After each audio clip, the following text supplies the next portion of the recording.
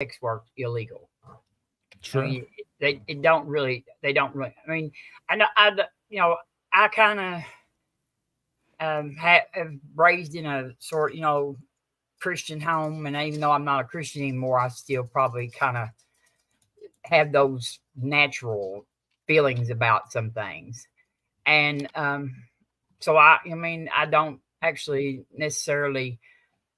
I have a lot of issues with feelings, weird feelings about prostitution, but that Yeah. doesn't. But I also look at it and say we should everybody should have bodily autonomy, and so with everybody having bodily autonomy, that falls within that.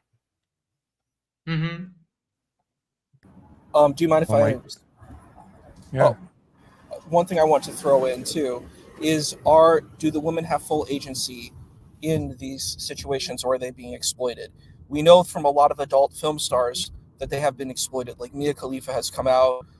There was another one too. I forget what her name is. Lana Rhoades, I think. A lot of women have been exploited in these spaces, and other identities, and because it's a very patriarchal system that is run by men, and I think that's an extremely problematic situation. So I would argue that something like OnlyFans is far superior to your traditional kind of sex work, because women Oh, can own their own content, and they're able to they don't have to fear danger and abuse. And a lot of sex work, there is abuse towards women particularly, so that's my big problem. And also, a lot of women may go into sex work because of poverty and disenfranchisement, and those variables need to be engaged as well. So I understand legality, but I care about safety, and I care about protections for those who may be involved in these spaces. I don't think a lot of people just choose it out of just because they want to do it. A lot well, of I it mean, from out of desperation as well. wouldn't Yes. regulation though address some of that? I mean, anytime you've got stuff that's underground, like illegal, I mean, it right now like I said, the police aren't even required to to protect those people in a way. You know what I mean? So if you regulate it, you are making it a lot easier for us to protect the women and the people that are involved. I think, don't you, Max? Yes, and I think that the same thing that Isa said, that OnlyFans came to help people get less exploited. The same kind of way for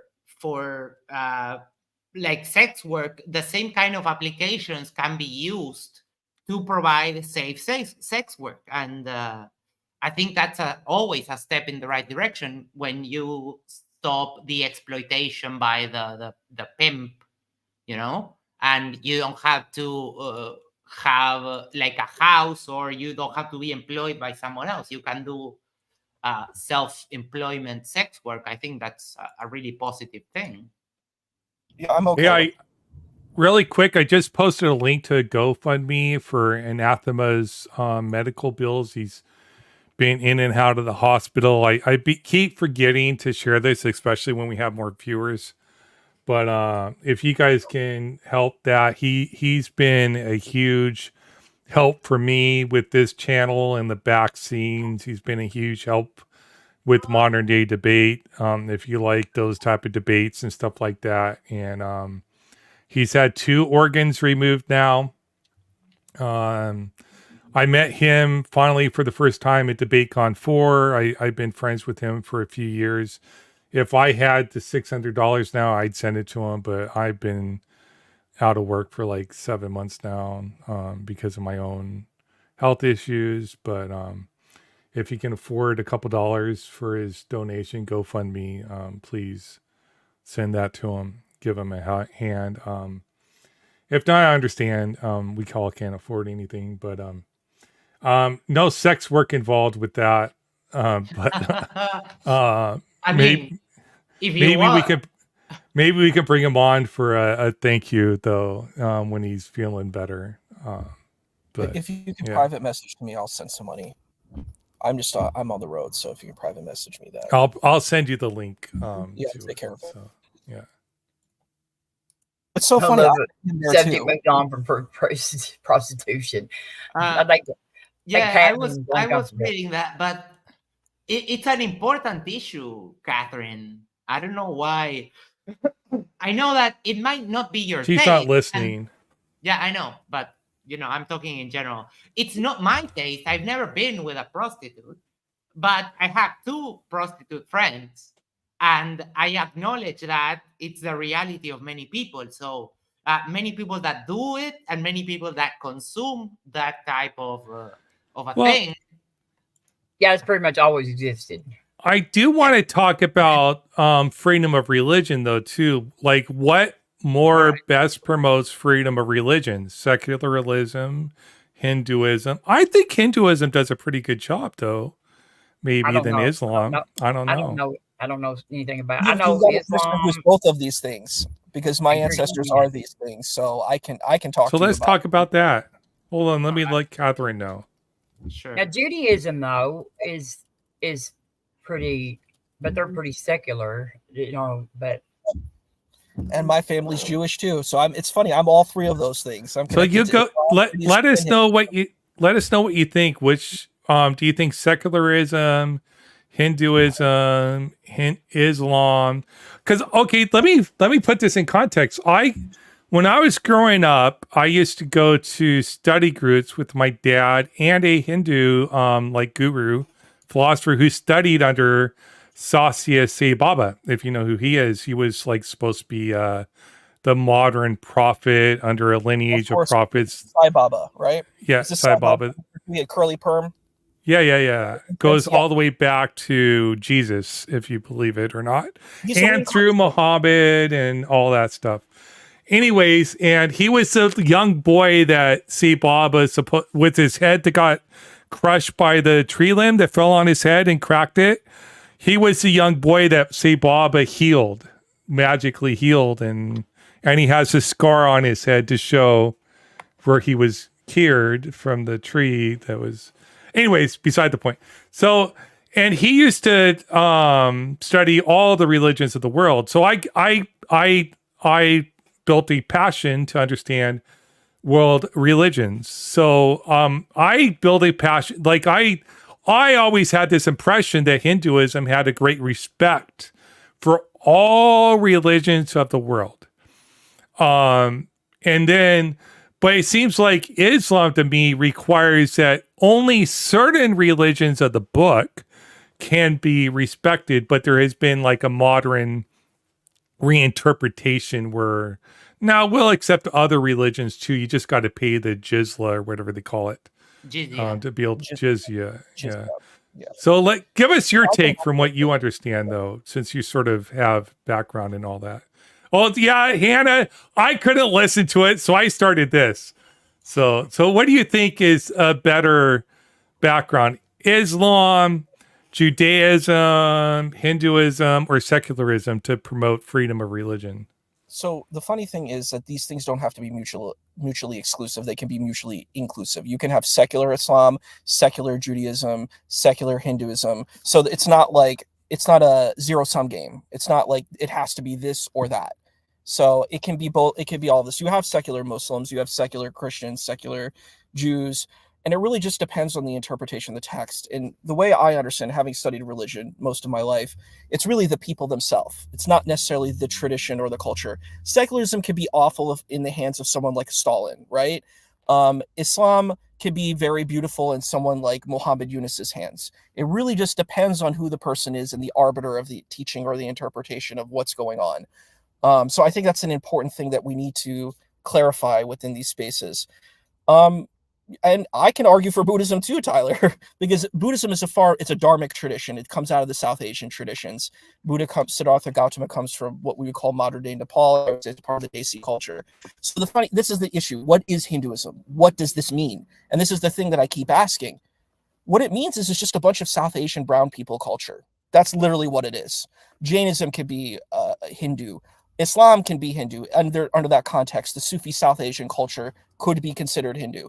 You mentioned Sai Baba. You know what's really interesting? That Sai Baba is according to the tradition, a reincarnation of another Sai Baba, Shirdi Sai Baba, Who is this Shirdi Sai Baba? He was a practitioner of Islam who prayed 5 times a day, fasted Ramadan, did all of those things. He had the students who practiced the Vedic traditions as well as the Islamic traditions. So South Asia was this kind of fusion culture. It's not like there's not a pure Hindu that doesn't exist. There wasn't like a pure Islam if you're a Desi Muslim. A lot of these Desi Muslims now are trying very hard to be Arab, which is, I think, a very sad thing to do. But the thing is, it's a fusion culture. South Asia is, that's why a lot of people from European ancestry became very infatuated with South Asian culture. They all went there. The Beatles went there. All of these people are like, what's going on in South Asia? All of these South Asian traditions, Buddhism, Jainism, I would even argue Sufism, the Vedic traditions, Advaita Vedanta, all of this stuff is interconnected with the kind of the spirituality of that. And so I think all of these traditions, depending on how you view it, can be very good for society, or they can be very bad. It just depends on who the person is, who the arbiter is, and what information they pull to push their movement. So that's what I think is important. That would be my stake in the game. Okay. My take is that under secularism, you have religion, you have the freedom to believe in any religion you want. The problem is it gets tricky with religions because a lot of them will tend to want freedom for their religion, and they don't mind if the other religions get silenced or get outlawed or whatever. So it becomes a thing like it always tends to do. Like it becomes oh yeah, I want freedom for my people, but I don't care about those other people. I think that has been the best progress in freedom of religion that we've had as a human species, is secularism saying, well, yeah, everyone is entitled to practice whatever religion they want, except if they are doing, like, I don't know, human sacrifice. That wouldn't fly. But other than that, I mean, you can still, in some places, you can still sacrifice animals if you want as part of your religion. There's no problem in that. Let's shoot it back to Isa, because I think there was some disagreement there about secularism, and there could be, because I think he's sort of right that it doesn't necessarily entail freedom of religion. So, and I think he brought up some good examples of that. So, you want to press back against that, Isa? Which argument was that? Can you show it to me? That under secularism, you get freedom of religion. And I think you brought up some examples where that's not the case. Yeah, Stalin, Mao Zedong. This is what a Christian apologist will bring up every single time. They'll say, "Hey, you forced us not, like we were persecuted in USSR." My mom's family came from the USSR, and they came after the Romanovs. They had to escape the pogroms of the Romanovs. I don't know if you're familiar with that, but they came in the late 1800s, early 1900s to the United States. But yeah, and then there was a Bolshevik Revolution, and Stalin was far worse than the Tsars. Romanov was horrible. The Romanov family was disgusting and horrible, but the Tsar. Stalin was the worst kind of czar, and he implemented this idea of what he called secularism and the state and running the people, and like the people, comrade, you're a part of this community. And in reality, it was an oligarchy that, manipulated and controlled and used people. So, yeah. I can show you all of these people who claim to be secular, the Viet Cong, Mao Zedong, Pol Pot, all of this stuff. So, yeah. So people say, "Oh, secularism is this beautiful, wonderful thing," and I'm like, it doesn't have to be. There's actually a great video game series called the Ultima series that I recommend you all look into. I played them.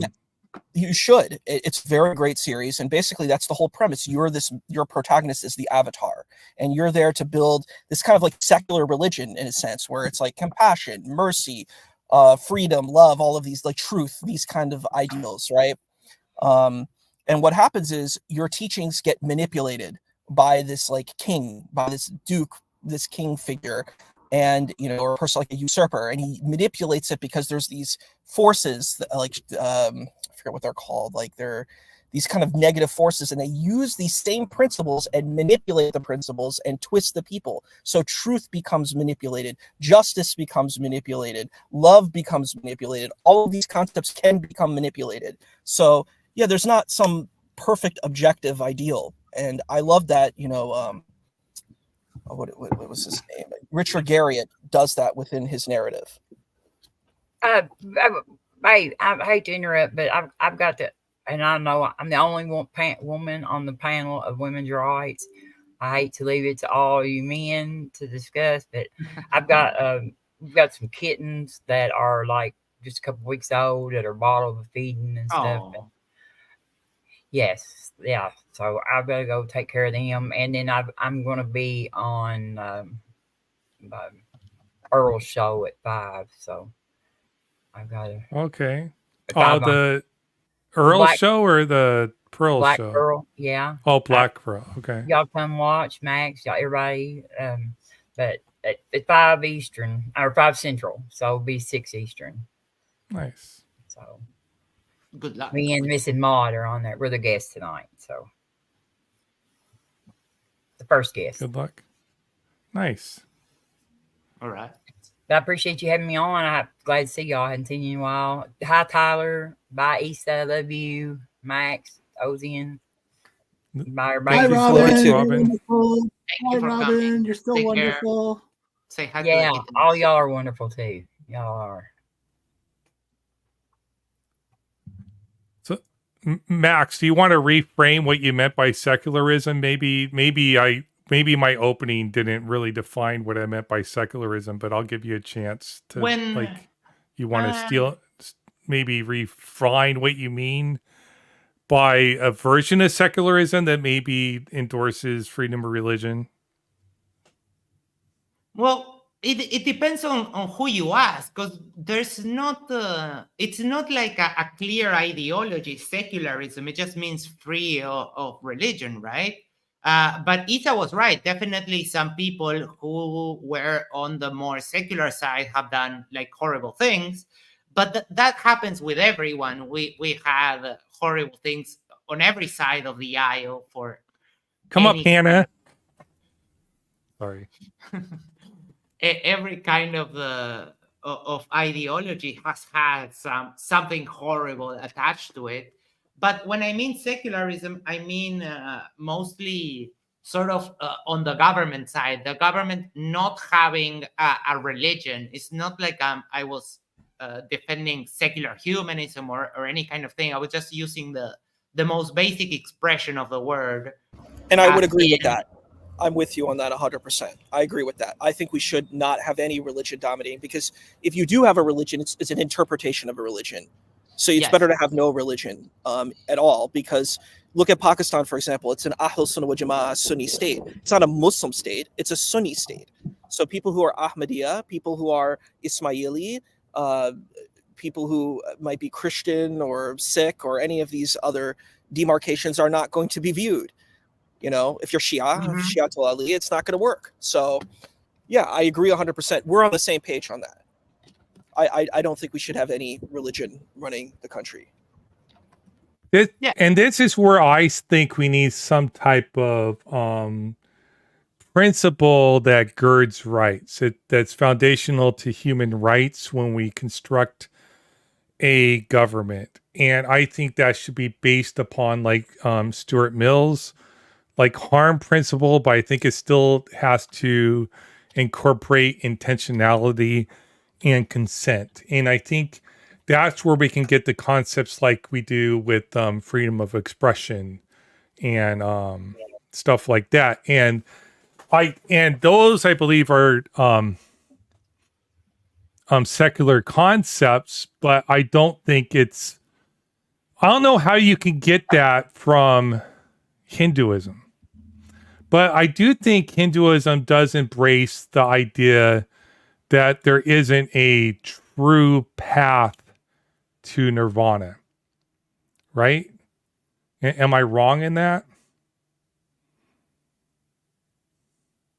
As I understand from what I've studied of Hinduism, it's pretty vague. Yeah. Secular human freedoms. But what is a secular human freedom? Like you need some foundation, Jaws, to like say what that is. Like we sort of come up with the a human rights, like the UN Declaration of Human Rights. I think is a pretty good start, but it doesn't tell you what the foundation for that is. Like with my debate with DB, he says like he would say like the foundation for that is sort of like we're all made in the image of God, and we shouldn't want to like violate the image of God. We should respect other people that are made in the image of God. But what about the people that don't believe that we're made in the image of God? And then it seems to me like we have to ground it in something that we sort of instinctually feel is true, and that's through like we all have moral intuitions. Like we know this is a fact because we can do um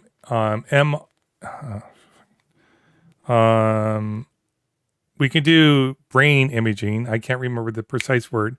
fMRI.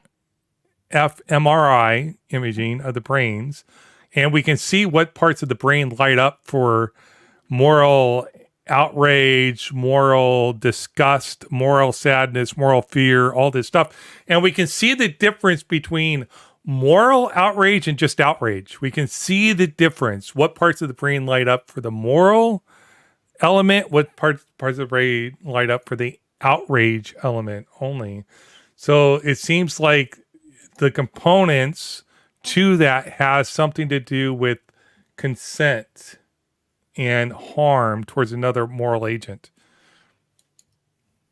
So That's fascinating. Can you guys hear me okay, or should I try to reconnect Yes. with the microphone? Yeah? Okay. No, it's fine. So, all right. So to kind of, because there was a lot of questions there, Oz. I feel like on a one-at-a-time basis, I'm going to address kind of what was being discussed earlier about like what is secularism. And I think like the interpretation that I've kind of gone with is like sections of society, like different groups. Some people say that it's a bit of an issue because what it creates is like if you have one group or one set of rules for everybody, and then you have within one society all these different groups with their different beliefs, it kind of creates, I guess, what's known modernly as ghettos. So there'll be like one area of one group and another area of another group, and it kind of just it ends up just being a microcosm of what we see throughout the world, except now we don't have borders. And one of the things that I've encountered, and this is kind of recently, as recent as like more recent than the last time we spoke, is that the issue with that concept is that like borders exist for a reason.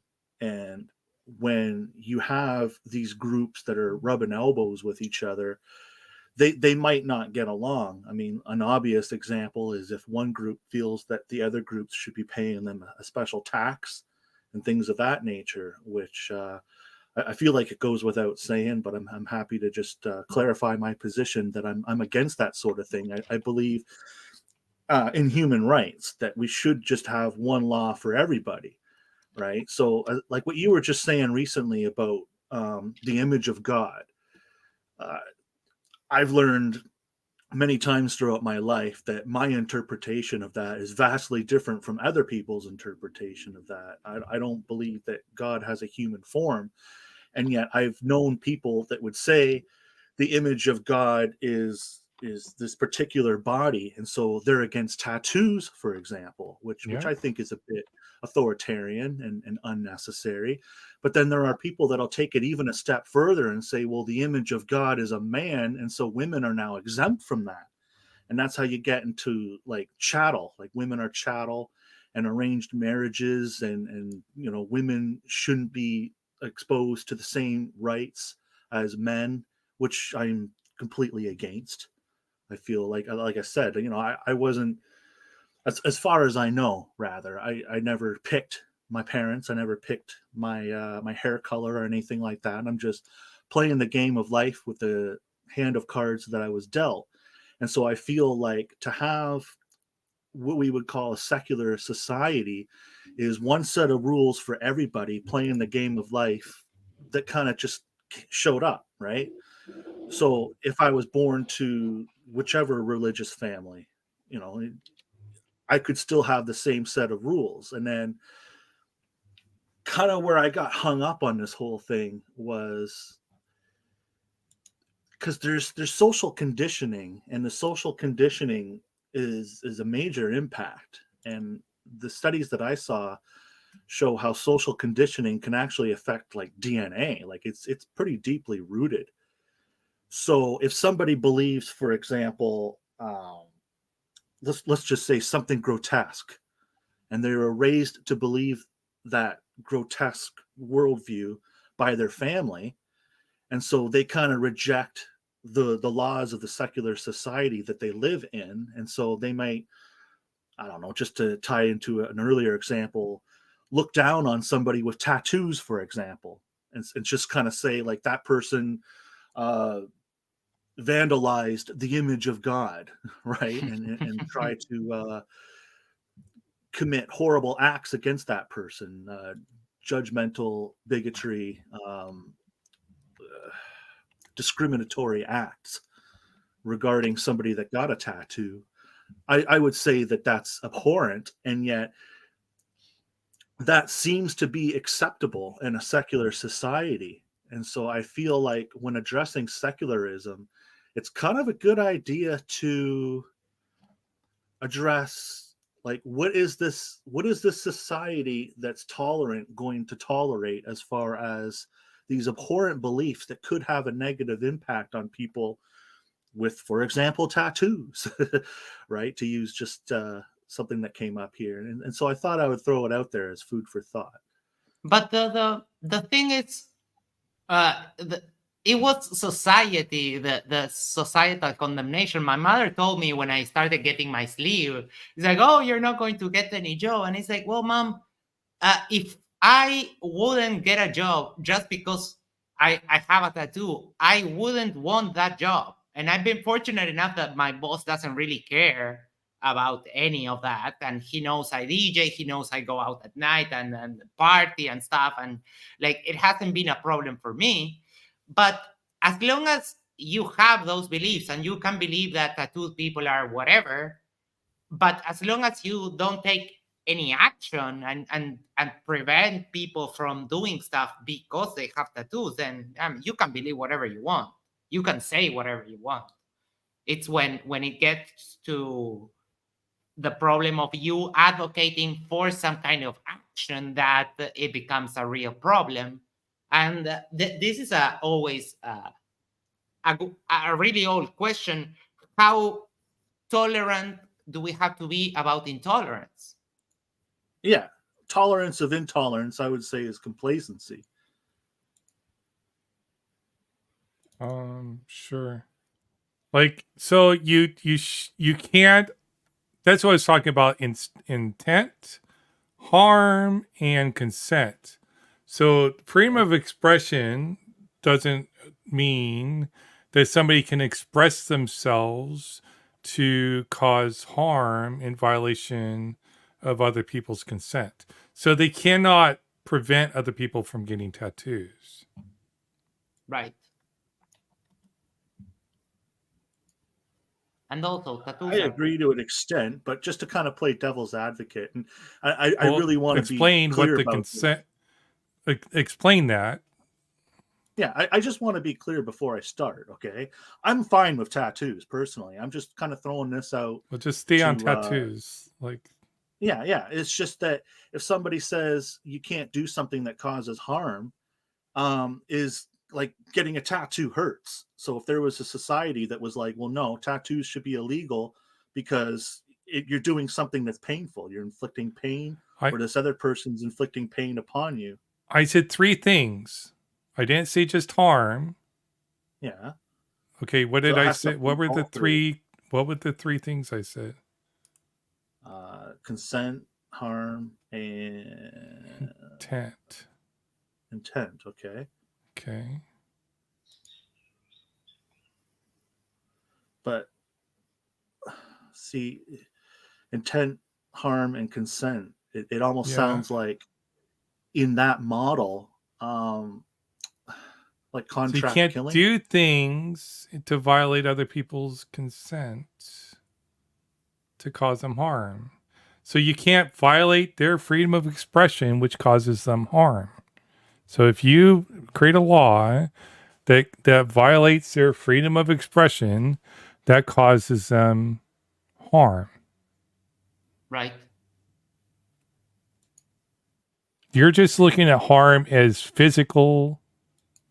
Harm is psychological always. Right. Preventing you from doing something that you want is a kind of harm. Fair. Even if that thing is, even if you want to remove a phalanx from your finger, Yeah.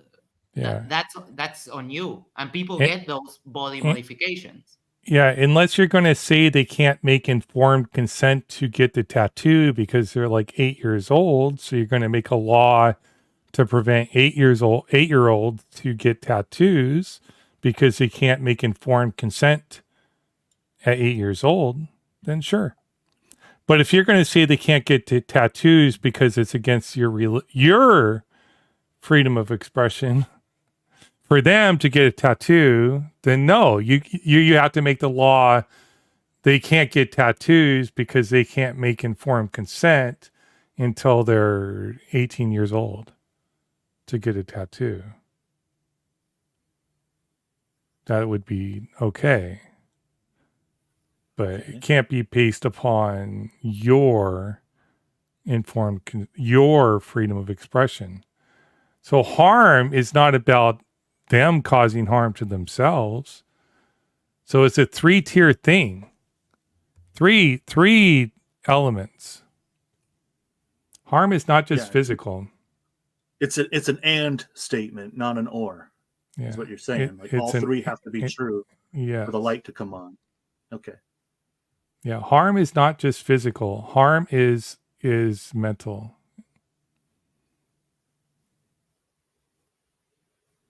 Yes, I agree. Yeah. Pedro's saying it's physical. Oh, well, I mean, I'd say harm can be harm is not just physical. So that's an or statement logically. Yeah. Yeah. So in this context, it's mental. So pain, harm, it's always mental in this context. It's always mental. So like you don't feel you feel it. So it's not like if you don't know about it. Now you could be unaware of the harm that's caused to you, but then you find out later.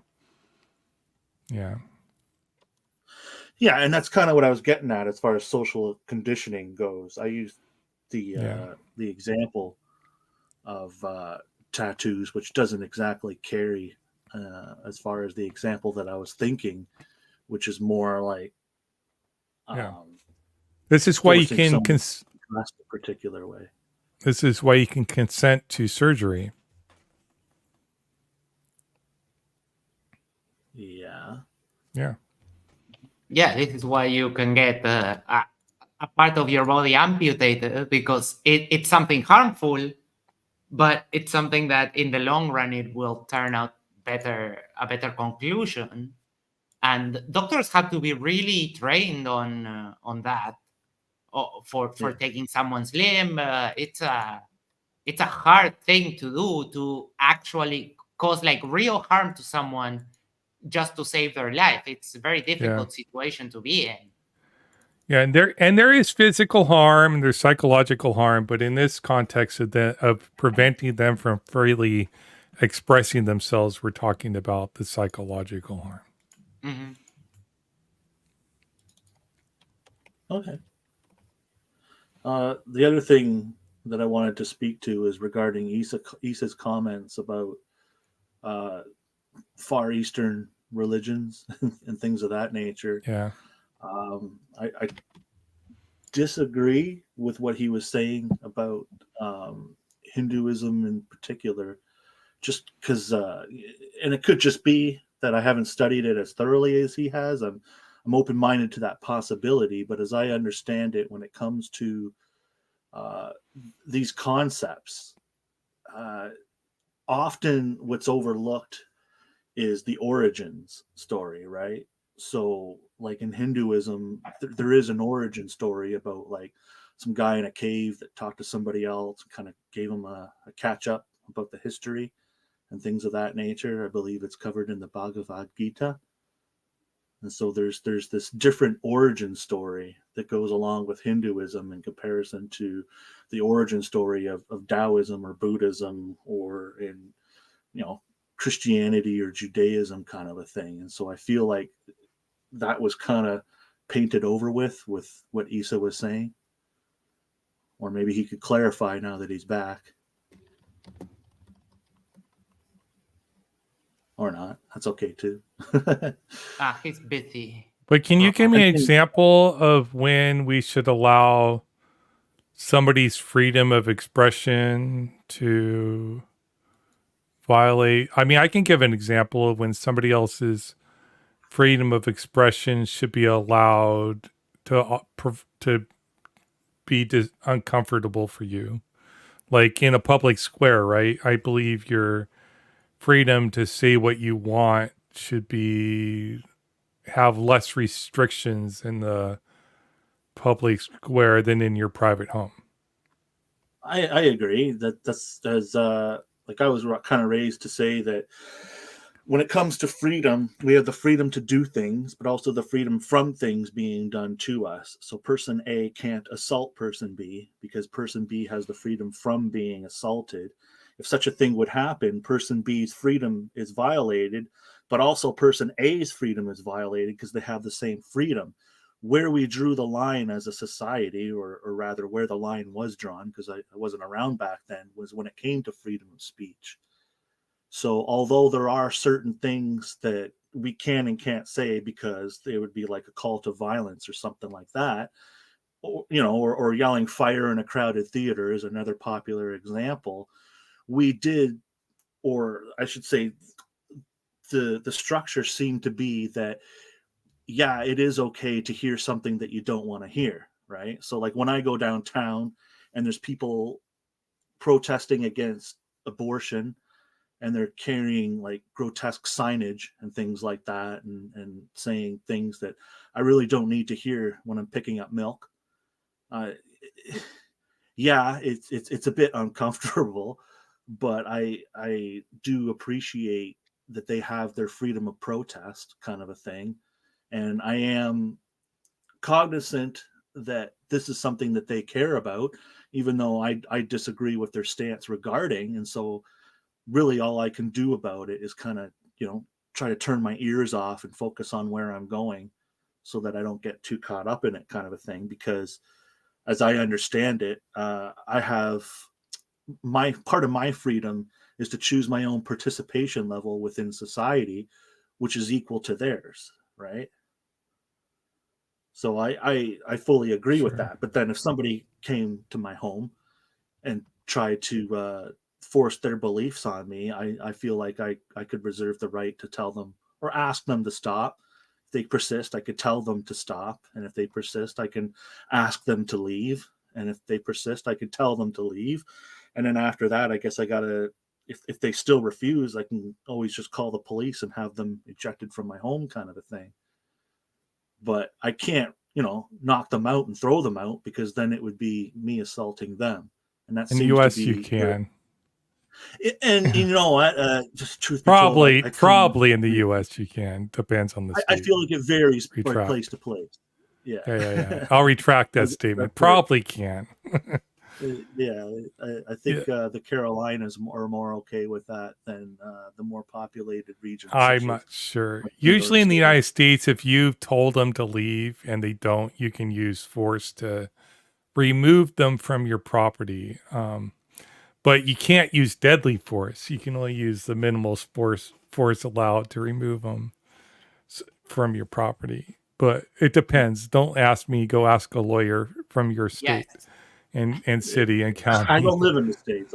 It conjures memories of Married with Children, where Al Bundy would walk his daughter's boyfriend out and smack his head into every wall on the way out. Yeah. So usually, like, For freedom of speech, it's usually time, place, and manner. So for like large protests or assemblies, you need a license or something like that to go out and assemble, because you know you're going to block roads and stuff like that. Like your honkers, they just went out and did it and blocked roads. You can't do that. You can't go block a interstate with millions of people driving on it and not expect to get arrested. That's civil disobedience. But with that note, I understand a little bit of civil disobedience and for your cause if you think it's important, but you're going to pay the crime. Caress their ass. What? I don't know what that means. Yeah, oh, caress their asses off your nest. Oh, okay, I get it. Yes. Slowly encourage them to move. In the case of the truckers protest, I think what you were referring to as the honkers. As I understand, that it is a little bit of a gray area, because the roads that they actually shut down all had alternate routes. And so it kind of was bordering on that one side or the other. Is it a peaceful protest? Is it civil disobedience? You know, they were honking throughout the day, but they stopped at 10:30. So, you know, they were quiet for the night and stuff like that. It wasn't any louder than, I guess, a concert. It was just obnoxious. And I do actually have mixed feelings on that, because while I agree with their right to protest and things of that nature, I can't help but have empathy for the locals who would have been inconvenienced. Yeah, it's not peaceful. They could have parked their trucks, or they could have bussed in, all different types of way they could have done it to not disturb the people that were there. I understand language is not meant to be like civil, like it's meant to be, it could be offensive to get your message out there. I understand civil disobedience for certain things at time, but I'm not sure if amplifying your message in that way was effective or not. Most people got vaccinated. It didn't stop lockdowns. It probably had the opposite effect, the Streisand effect, because when you go out there and you try to punish the government, the government locks their heels in and says, you're not going to stop me. Who knows? It could have had the exact opposite effect of what they were trying to do.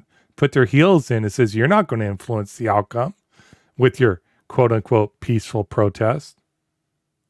Well, at what point was it not peaceful? Just because it was noisy? Yeah, because you're disturbing the peace. That's disturbing the peace. That's not peaceful. Marching down the street with loud chants and stuff like that. Maybe the most appropriate blocking roads is not peaceful. Violating civil order is not peaceful. So a march is not peaceful? Tyler, maybe if it's not licensed, it's not peaceful. If you're required to have a permit to do that march, then it's not peaceful. What you might mean, Tyler, is non-violent. Yeah. Yeah, I think it wasn't violent. Yeah, non-violence doesn't necessarily mean peaceful. You know, I did a master's degree in international peace and conflict resolution, and there's a difference between positive peace and negative peace. So, like, the Cold War was actually technically peaceful because it was a negative peace, because there wasn't fighting, there wasn't violence. So, if you want to define it that way, you could. Yeah, blocking roads to me is not peaceful. Oh, who was doing this? I'm sorry. I was at community college. The truckers that were protesting the lockdowns and the mask wearing and. Oh, it's so ridiculous. Yeah, but what they can protest it, but they can protest peacefully, dude. Go to your like bus in, like I don't know, whatever. Well, you know, when they had a Black Lives Matter protest where I live, they did a peaceful vigil inside the park. Didn't block anything off. And it was very silent. People just kneeled, and that was it. You know, so yeah, you're right. You can do a protest without, like, you know. But then you got people that are blocking interstates for not Greenpeace, but the oils, like global warming. That's not a peaceful protest. Blocking interstates. So I attack both sides. The environmental protesters blocking climate protesters blocking roads are not peaceful protesters. The people out there that were what were they called, those enclaves they were making, it wasn't all Black Lives Matters, but the Antifa Black Lives Matters groups that were creating enclaves in cities, blocking off roads, blocking off ambulances and stuff. Those weren't peaceful protesters either, right? Like, they weren't peaceful, but there were plenty of peaceful protesters. It's that small percentage that creates this image that people see that makes it all look bad for both sides. So it's the same. But I understand that point that you made, but the problem is that when you're protesting, the reason is to disrupt, to make enough noise so that something can happen. So if you gather with your protest in a park and you only get you don't inconvenience anyone, then the message kind of sometimes gets lost.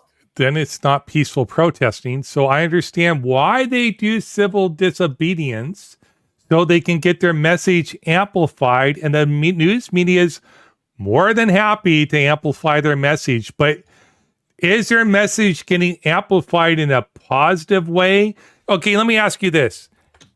If somebody's coming in and burning down your lawn, are you going to support their message? No. Why Okay. did they do it, and why my lawn? Yeah, why are they on your lawn, burning down your lawn? Well, Because am I the maybe I one wouldn't that's have a enforcing problem what if they're they did it protesting in the House of Parliament of Uruguay, depending on the kind of protest. But Well, I'm making it your lawn. It's your lawn. I'm just trying to make it personal, making it personal. I understand, but am I the politician that has enacted the policy, and that's why they're setting fire to my lawn, or do they just want me to join them? If you're driving down I-5 trying to get home and pick up your kids from the daycare, and you're running 6 hours late because 5 people decided to cement themselves in concrete, it's your lawn. It's your lawn. Right. Yeah. No, I like it. I like this conversation. Okay, it's your lawn. Because as I understand, the truckers' protests, at least here in Ottawa, they had permits for a while, and then their permits were revoked. So it's kind of one of those things where I think it came down to the decibel level of their protest, because they were honking the horns and stuff like that. Yeah, but it wasn't your lawn, so you didn't care. Well, no, I said earlier, I do have empathy for the people that were living there that had to put up with it. I mentioned that. I cared. Yeah, so I'm just trying to get a good concept of what is an acceptable level of protest. Peaceful. Like what's considered peaceful. Yeah, peaceful, which is not necessarily non-violent. So part of protesting needs to be, if your message is good, you need to raise money. You need to work together to raise money to get a marketing campaign. Right, Issa? You get a marketing campaign. You get PR people, right? I think there's a way that you can do this without creating a lot of conflict. Yeah, I think you can do that. Oh, look, somebody said that. Matthew, PR impact. There you go. Well, you can persuade people too if you do it that way. You can persuade people more efficiently. I think like when you make people, like where you block roads and stuff, people are like, I don't want to hear what you have to say. You're making my life more difficult. So I think there are more efficient, effective ways to get people on your side. I fully agree. It actually reminds me of what I was saying about T-Jump in his style, how I was saying you could be right about something, but still be wrong because of the way you went about it. Mm-hmm. I think that rage quit was like, I was like, dude, bro, like you're going to lose out on your whole thing. But what about like the protests on the campuses and stuff where the police came? I just saw it because I'm at Temple University. I saw it today. Oh, did They're you? protesting for Palestine, yeah. And the Jewish voices come out, and the pro-Israel, pro-Palestine voices both come out. Well, I was going back to the 60s where the police came out with the friggin' fire hoses and shit. And But the police Like- are coming right now onto all the campuses. I don't know if you know about that. Like at Columbia, no. it started, and now it's on all the campuses. It's like a big deal. The problem with the fire hose is that it's effective in controlling a crowd, but it can also do a lot of harm. It can cause deaths. I don't know. There's better ways to deal with a riot. No, so it had the reverse effect. So they're out there protesting on campuses peacefully, right? On campuses. So they're not out there blocking traffic, right? To protest for the Civil Rights Act on campuses. And the police come out there with hoses. Now they are out there with rocks, throwing rocks at the police. But all the public is seeing is the cops out there hosing down the protesters with. That's what the public sees. So it had like the reverse effect. So now the public is seeing how awful the state is and the police are. It has a reversed effect. So it was effective in the 60s. So the civil disobedience of Rosa Parks, right? Sitting in the front of the bus. Rosa Parks, civil disobedience, sitting in the front of the bus. She violated the law. Right? Was that was that civil disobedience appropriate? Yes. Yeah. I don't, right? So sometimes I think, there's That's what I nothing meant wrong by with civil gray area. disobedience. I don't remember who said the quote, but someone said when there's a law that it's unfair or it's bad, it's your moral duty to break it. Yeah, I but don't remember who said that. blocking traffic on I-5. Where's the justification for that? I-5 is like in Los Angeles, is one of the worst interstates in the country. Like LA is huge, right? Like you're pissing off millions of people. There's no justification for it. And you're failing at your message. Yeah. It's not the same thing. It's not like a sit-in or going on the bus, because it's only going to affect that bus and that diner that you're at. You're not, and also the message that you're making on blocking the road doesn't actually correlate with the message that you're doing.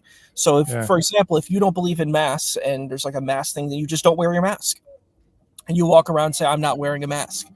Yeah. I'm not going to get the COVID vaccine. I'll wear a sign around my neck. I will not get the vaccine, or I will not get the jab. That's the term that they would use. I will not get the jab. I will not wear the mask. Or you can make another public statement where there was like a woman who wasn't wearing any clothes and she put the mask on like as a bra and panties. You know what I mean? You could do that. There are ways that you can protest things you don't like without disrupting everyone else, and you could be, even kind of sensational. What do you think about if someone was to say a protest with no impact is not a protest at all? Well, I think Like you if would it have an doesn't impact. Yeah, but if it doesn't make an inconvenience, if it doesn't raise awareness, if it doesn't make the news kind of a thing, Then no one is it cares. activism. Then But no one one- cares. One thing you could say is that what you're doing is you're raising awareness that you are annoying people, but you're not necessarily raising awareness for your cause. That's what I'm saying. If you're going to do a protest, do it for your cause. Be efficient with what you're doing with your activism. Blocking up roads doesn't have anything to do with your cause. You're just causing people massive inconvenience. People who could have been on your side, but now they will not be on your side because you're like, yo, you're making my life miserable. Why would I ever listen to you? No, it's fascinating. I like it because in my mind, it validates the whole, like just circling a petition, getting those signatures, and then taking those signatures to your political leaders kind of I a agree. thing. It doesn't necessarily block roads and stuff like that. It still requires time and effort. And yet, if you can get all those names on the paper, then I feel like they would be more reluctant to just toss it kind of a thing.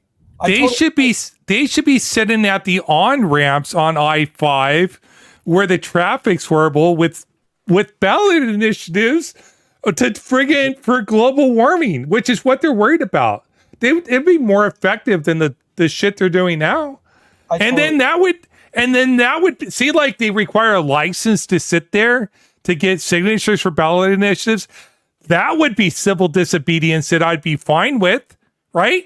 That they didn't have a license to sit there to get signatures when traffic's not moving anyways, right? Because they're not blocking traffic then. They're just don't have a license to get signatures. It just reminds me of that meme. You have a license for that protest, mate.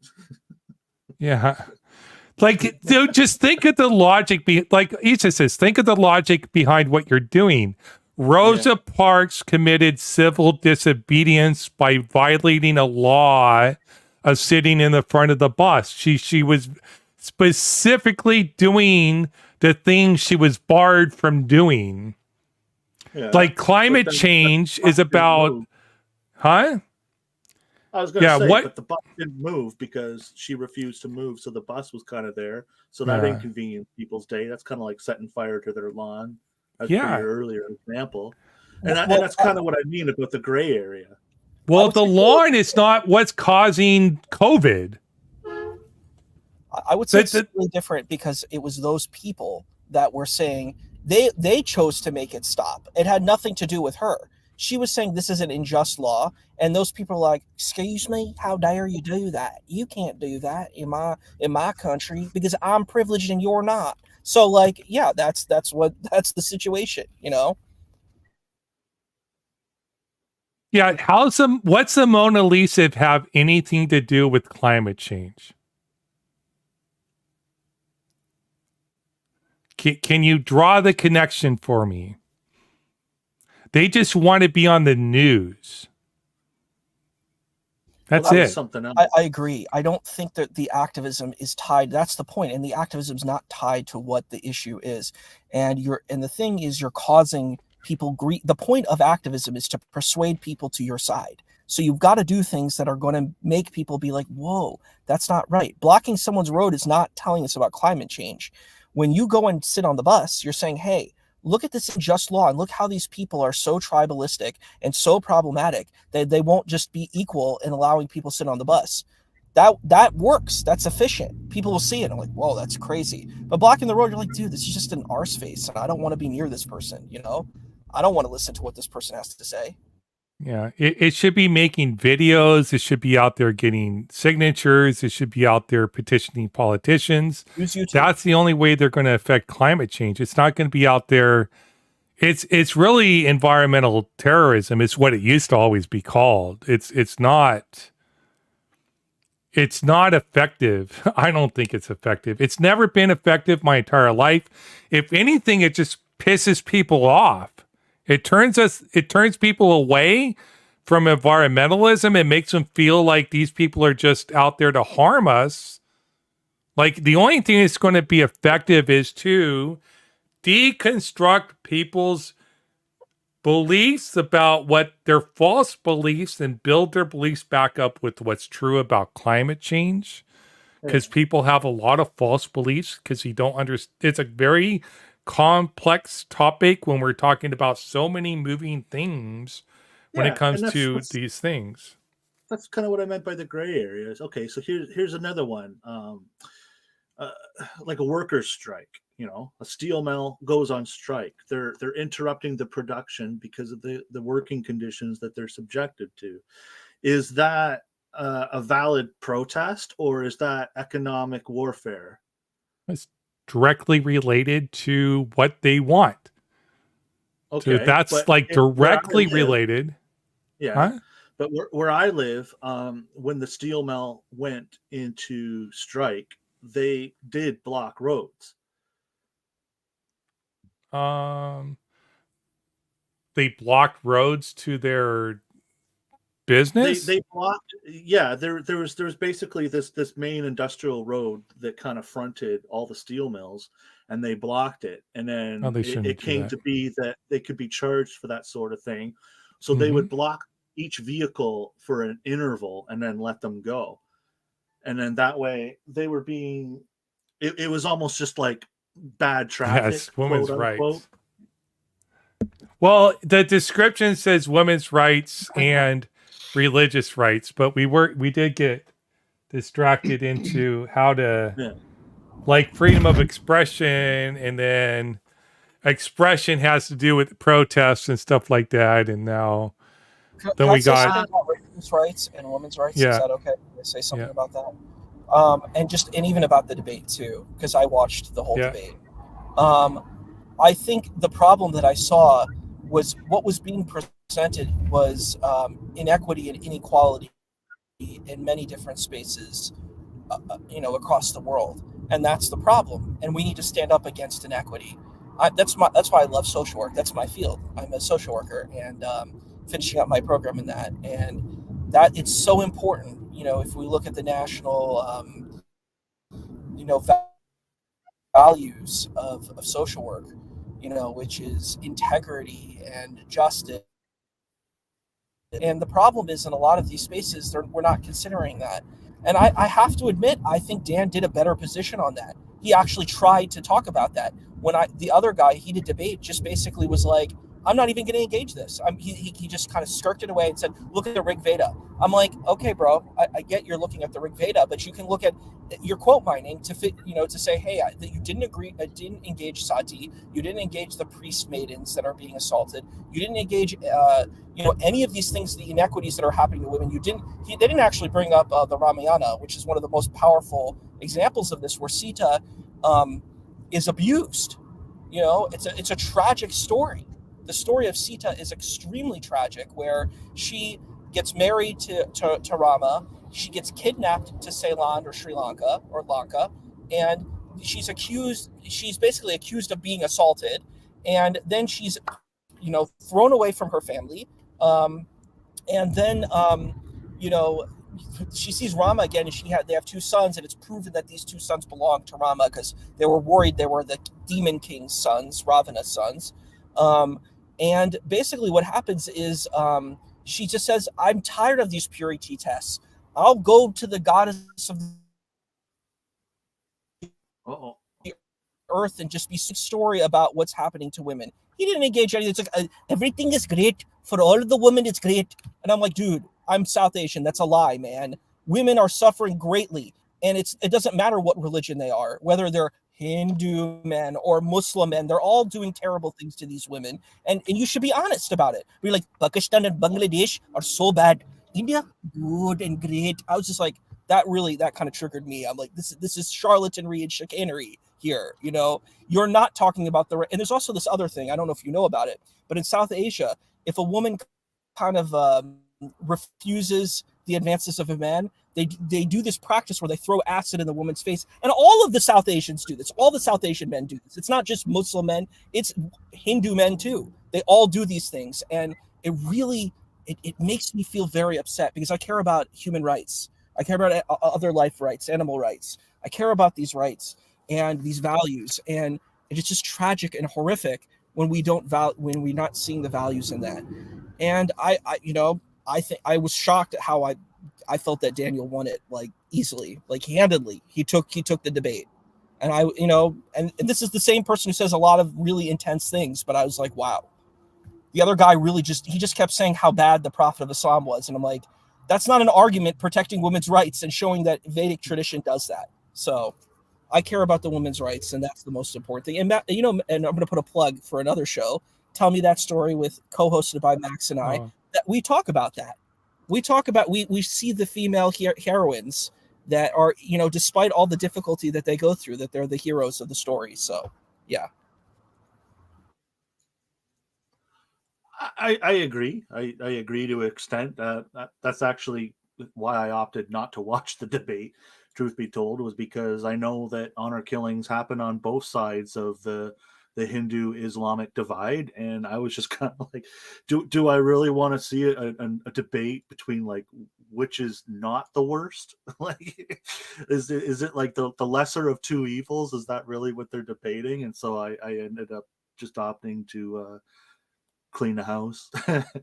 But then I put you guys on, and I saw the conversation that was happening, and I thought I would jump in because there were some interesting topics that were in the open discussion portion of the program, as Max would say. So I jumped in, and Yeah, well, we I didn't do think this is a the good format discussion. today. We just kind Yeah. of went into, because the debate was horrible. It was absolutely horrible. I actually told Max I didn't even want to do an after show because like it was rape this, rape that. I'm like tampons Well, I've said in the hurt, past panties times, this, panties like what is this debate?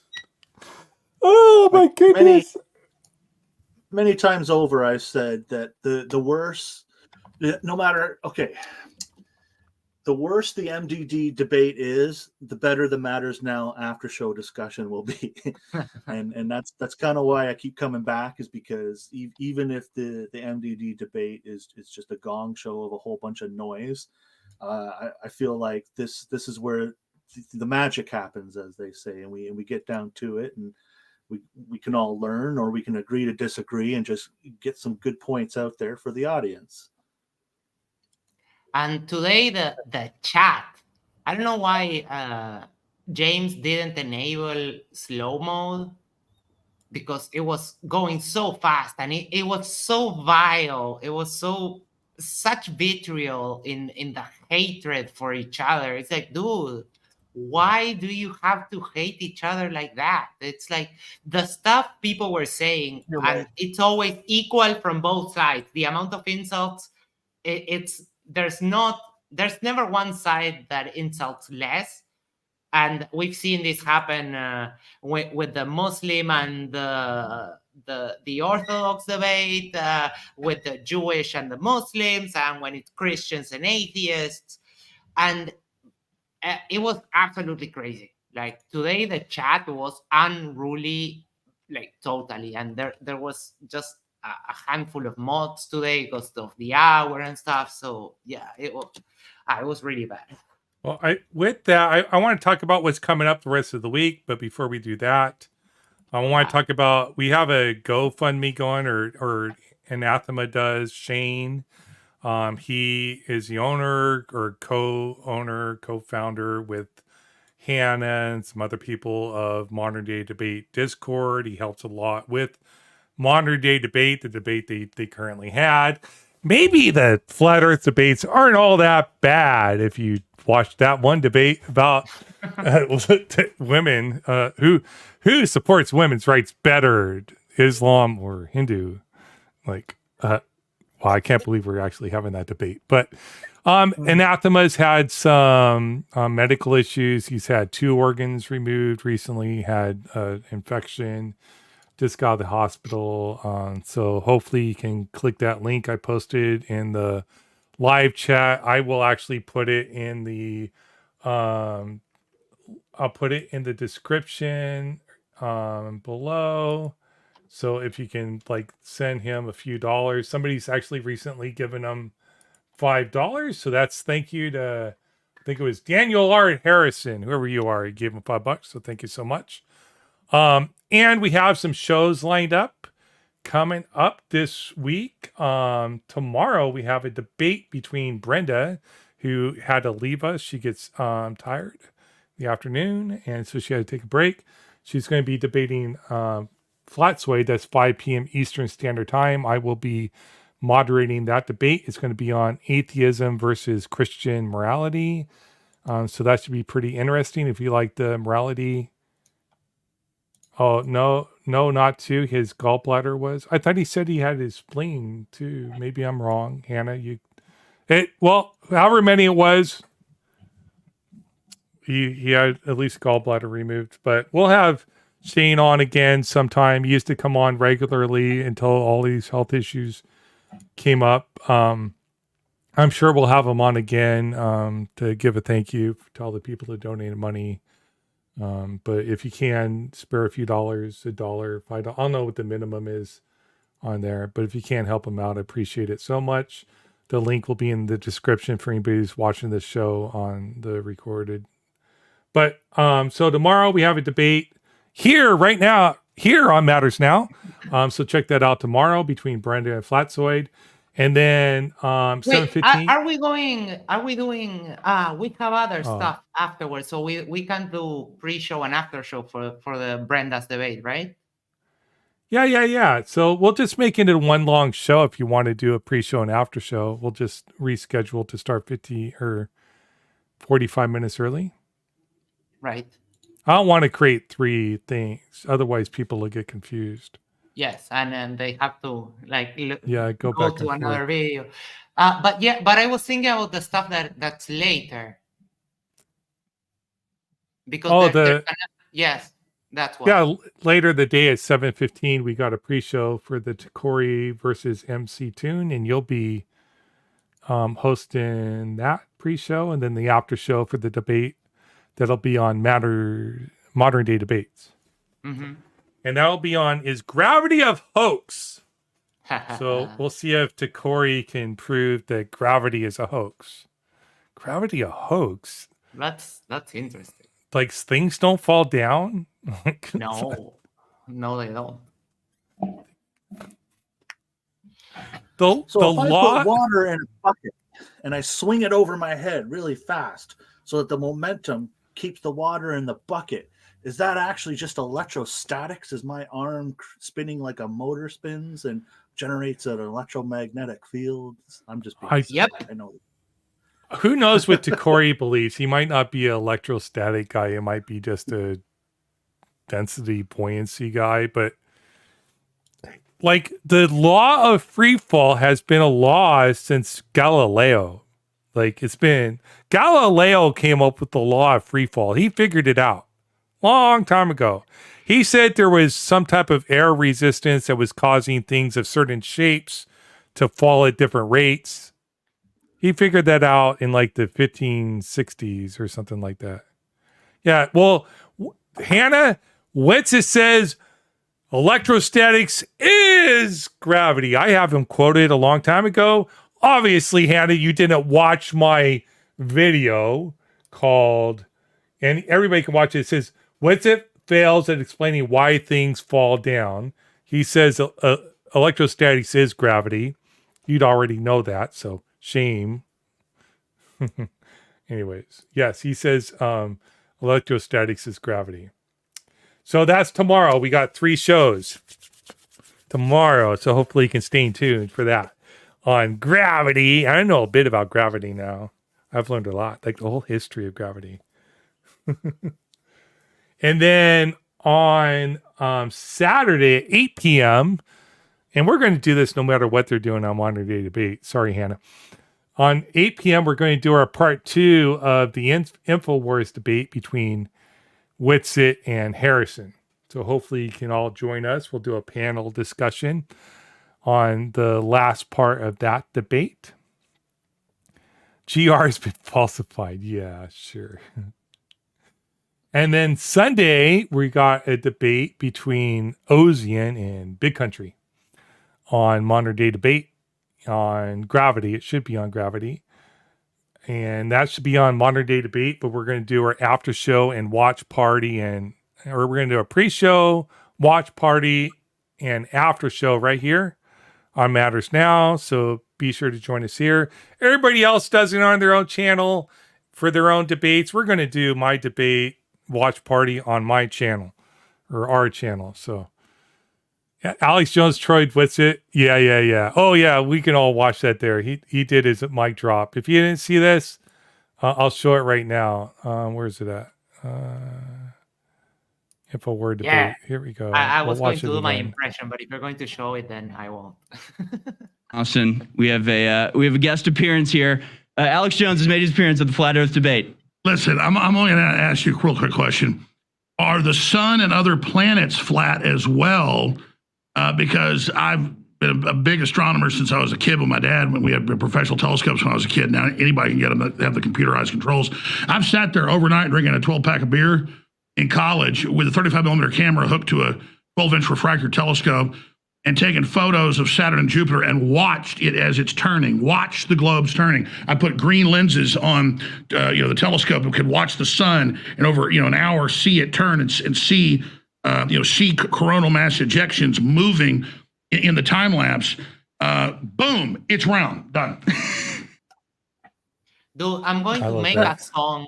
I'm going to make a song with that boom, it's round thing. Yes. Oh. We're working on remixing a song, right? Yes. God bless it. God bless Earthlings. God bless the Milky Way. Anyways, Yeah, I haven't had much time to get right up on that, but I have the project and everything set up. I just Okay. need to do it. I'll do it probably this weekend. But yeah, that sound bite, yeah, it's round, boom. I'm going to definitely use that one. I want to do a serious call of action before we do a final closeout. A very serious. I don't know if I can find the link again, but there is. Let me find it. Here it is. Equal Rights Amendment. So let's all please.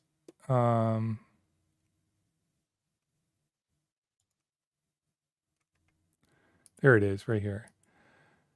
So this bill, they're trying to extend the sunset clause. Equality of rights under the law shall not be denied or abridged by the United States or by any state on account of sex. All these green states have ratified this amendment to the Bill of Rights. All of them. But it's past the sunset clause. Okay, so I'm going to link this in here. If you don't know, women, this is not a protected right in the United States, right? We have a act, so we have a law, and each state have laws. Some of them have it as an amendment to the state's constitution to protect their rights within the state. But under the federal jurisdiction, it is not a federal. Women do not have the right to own property. They have the right to vote because we passed that 19th Amendment, I think it was. But they do not have the right to own property. They do not have the right to inherit property. They do not have the right to get a credit card. That had to be passed by the states, okay? Which means if it could be passed by the states as a law, it could be rescinded by the states with the new government that comes into power. This is real. I'm not making it up. These are not rights for women in the United States. They're not rights. Women do not have these rights. Okay? So this has been, so the Congress, the House, in March 17th, 2021, has voted to remove the restriction, the sunset clause, and it's been passed to the Senate floor. It has not been picked up by the Senate. Okay. This bill, this amendment to the U.S. Constitution, if ratified, will give women equal rights. It actually will give people equal rights based on their gender, because the SCOTUS has ruled already that gender is sex under interpretation of Title VII of the Civil Rights Act.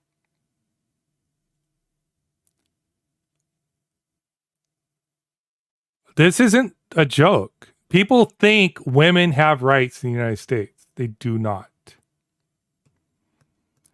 We have a Civil Rights Act. An act is law. They're protected based on the law. They do not have a right, according to this Constitution, except to vote. That's it. Or maybe in their state. 14th Amendment doesn't say, okay, let's read the language of the 14th Amendment, because people always say this under the 14th Amendment.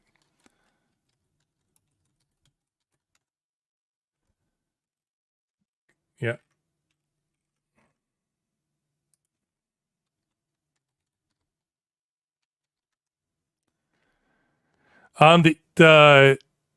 the SCOTUS, I can't remember the exact language under the SCOTUS ruling, but they say inherent to gender is sex under the SCOTUS ruling.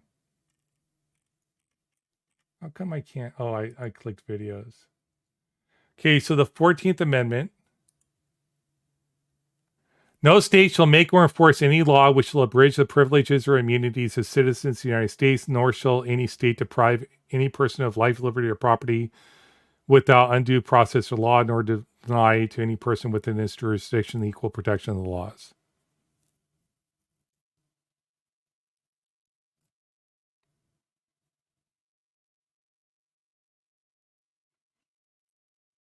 No, SCOTUS has ruled that Seventh Amendment or the under Title VII that gender is sex, so transgender is related directly to sex. So discrimination based on your transgender status is sex discrimination, because inherent into your transgender is your sex. Anyways, doesn't matter. SCOTUS already ruled on that like 15 years ago or something like that. So removing the limit, and it might not apply to this amendment if it gets passed. Anyways, so if you want this amendment to pass, if you want equal rights for women and women do not have equal rights in the United States. This amendment has never passed in the United States, Catherine.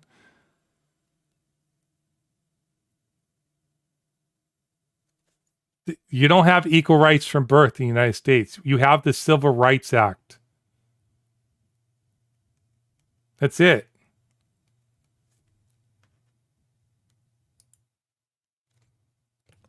You don't have equal rights from birth in the United States. You have the Civil Rights Act, which is just law, congressional law. You didn't have the right to get a credit card until the 1970s.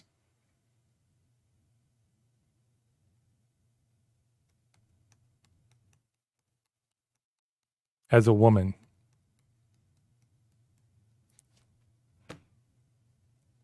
Just the way it is. And that was based on laws.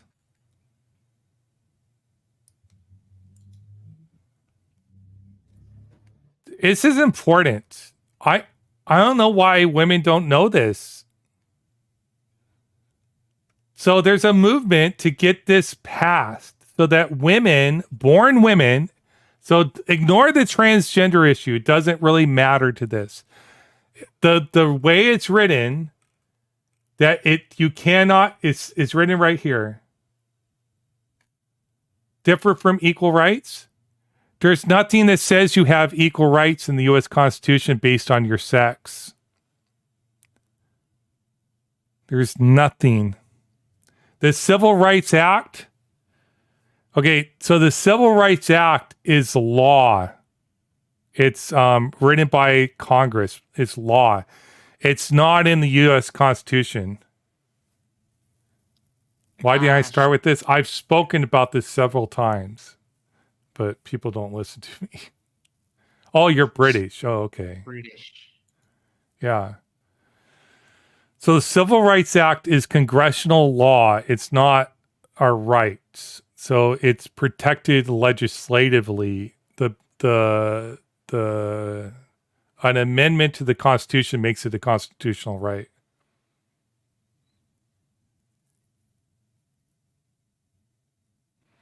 So people need to contact their senators and petition them to address HJ Res 17. So I posted the link. I'll post it again. So if you want this to get moved up, you need to contact your senator about moving. Attention now turns to this. They need to move it. Oh no, attention now turns to the U.S. Senate and moving SJ Res 1 to the floor for a vote.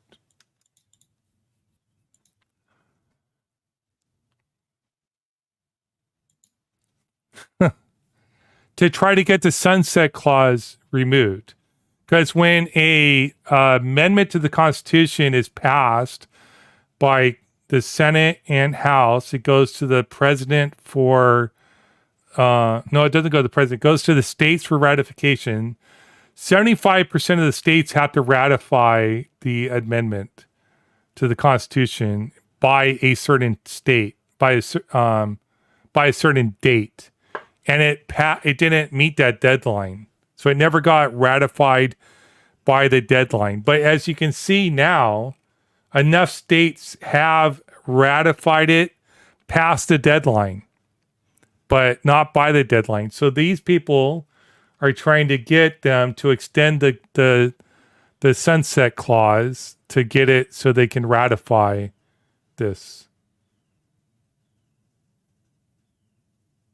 Yeah, so the states can take away rights. The Civil Rights Act can be revoked tomorrow. Civil Rights Act to be revoked tomorrow. Women's rights can be taken away tomorrow, except the right to vote. I think is it the 19th Amendment, Hannah?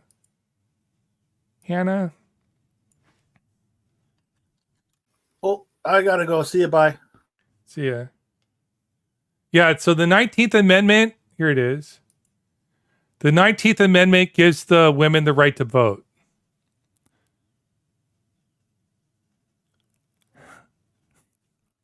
That's it.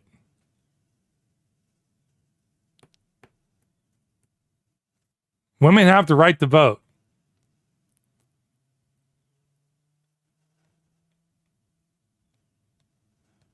Wow. We're so progressive in the United States. The US legal system is baffling sometimes to me as an outsider.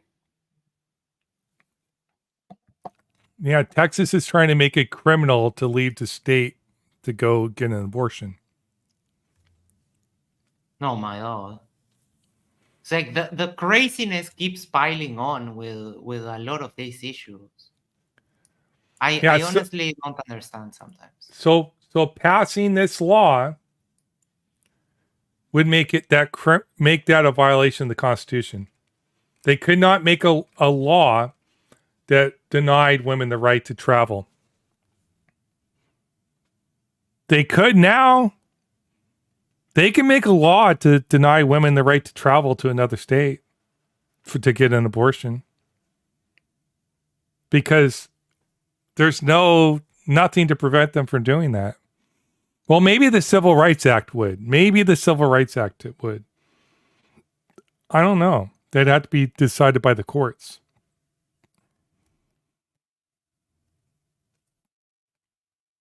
It probably would under like some Commerce Clause or something like that. Maybe they can't do it under something Civil Rights Act or Commerce Clause. I don't know. But that'd be up to the court. Interstate travel is a right under the Constitution for men. Shifty eyes. Shifty eyes. Interstate travel is a right in the Constitution for men. Not for women. Not for women. Why don't people get this? Not for women. Yeah, that's what you've been saying for the last 5 minutes. I know.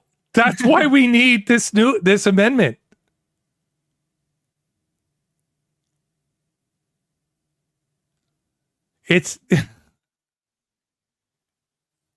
There's no precedent.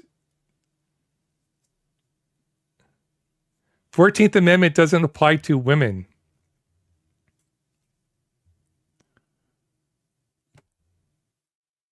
I know you think that. If this is the case, Shifty Eyes, then why do you care if we ratify the 28th Amendment?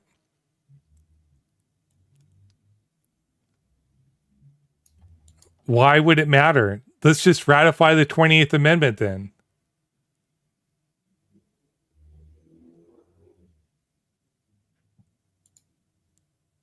Yeah. Let's just get it done. Yeah. It's not repetitive. It's not repetitive. We needed the 19th Amendment so women could friggin' vote.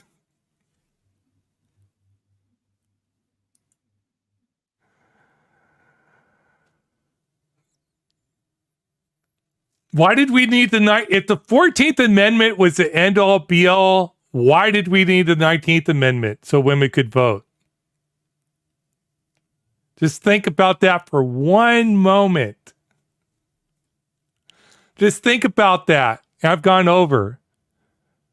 If the 14th Amendment guaranteed the right of women to freely travel, to get credit cards, to do all this stuff you think it did, why did it take until the 1970s for women to get credit cards?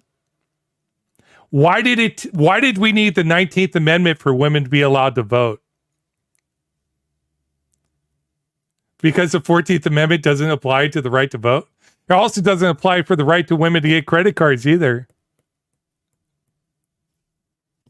It took legislative action for women to have the right to get credit cards. It took legislative action for women to get the right to go to school. It took legislative action for women to get the right to get jobs. It took legislative action for women to get the right to do all types of stuff. You think this is not the case. Women do not have rights in the United States. Women have legislative action. They don't have rights in the United States. 14th Amendment doesn't apply to women. It applies to men. Unless the courts want to make it apply to women. No, it doesn't. This is, Shifty Eyes, you understand the Constitution. Legislative action doesn't enforce constitutional rights. The courts do. Just don't understand. But anyways, I'm done talking to the audience because we're going to end the show. All But anyways, if you care in the audience, instead of arguing with me, just take this for true. Just take it for true, because this is the truth. Women do not have rights in the United States. All they have is legislative action. The only right women have in the United States is to vote. That's it. Is to vote. Let me do a little correction there. Don't trust us. Do your research. Verify this, that what he's telling you is the truth. So we stay a little consistent, because that's what we always say. But Yeah. trust him, but verify. Yeah. Anyways, you have any closing remarks? Go check out No. all the stuff we got coming up. The debate was awful. Check out all the stuff we're coming up. Check out the show we did yesterday, and we'll see you back here tomorrow for the Brenda's debate. So thank you everyone for being there. It's always awesome to have you here. Take care. Have a good afternoon. Thank you, Isa. Thank you.